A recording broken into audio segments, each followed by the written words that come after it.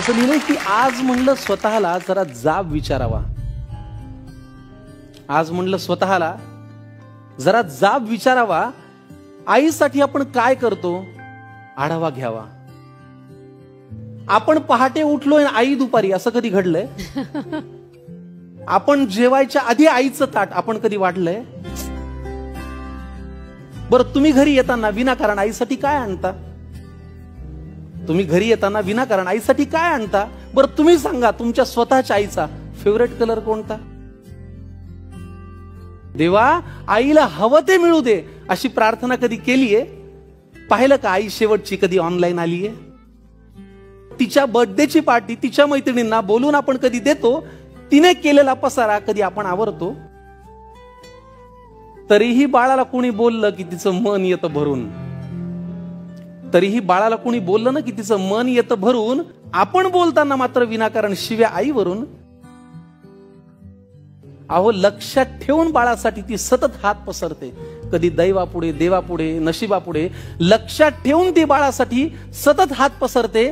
फक्त स्वतःची मात्र दुपारची बीपीची गोळी विसरते.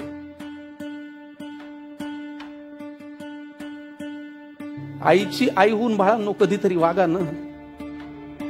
आईची आईहून बाळांनो कधीतरी वागा ना. तिचा खडबड हातात घेऊन एकदा बघा ना. कितीही कर्तृत्व गाजवा तुम्ही, झेप कमी पडते. आईनी कडेवर घेतल्यावरच आपली उंची वाढते. कितीही कर्तृत्व गाजवा तुम्ही, झेप कमी पडते. आईनी कडेवर घेतल्यावर आपली उंची वाढते. उगाच कशाला त्या अध्यात्म आणि श्रद्धेच्या गप्पा हाणता? आईच्या पोटी जन्माला येताना देव कुठे म्हणता? आईला सतत मुलांचा ध्यास, त्यांच्याच प्रेमाची धुंदी. बाळांनी गंमत आणली नाही तरी आई सदा आनंदी. आईला सतत मुलांचा ध्यास, त्यांच्याच प्रेमाची धुंदी. बाळांनी कधीच गंमत आणली नाही तरी आई सदा आनंदी.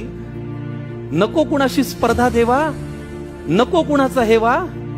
जग जिंकायचं ना मित्रांनो तर आईच्या पायावर डोकं ठेवा.